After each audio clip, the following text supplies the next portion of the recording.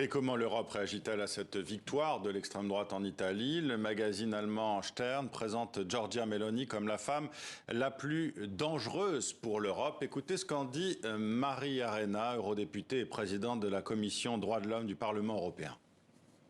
Alors oui, on peut analyser la tendance du vote italien vers l'extrême droite par deux phénomènes.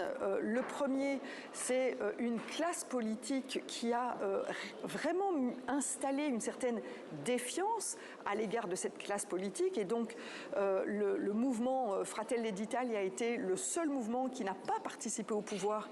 Et donc, pour les Italiens, ça apparaissait comme un vote par défaut. Le seul qui n'a pas été au pouvoir, eh bien, c'est celui-là que nous allons choisir. Donc ce n'est pas forcément un vote fasciste, mais c'est un vote de défiance par rapport à la classe politique.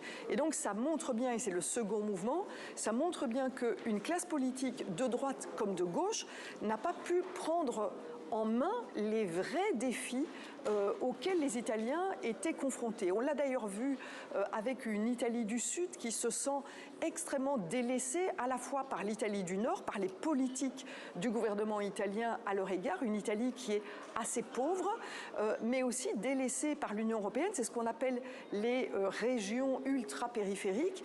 Et là, eh bien, cette Italie du Sud a soit choisi le Movimento 5 Stelle, et plus particulièrement M. Conte, qui a travaillé sur le salaire minimum, par exemple, sur une couverture sociale plus large pour ces personnes, ou pour des forces de droite qui pouvaient leur donner plus de sécurité en tant qu'Italie du Sud. Et donc on voit que ces mouvements aujourd'hui, en Italie et en Europe, de manière générale, existent dans des régions ultra-périphériques.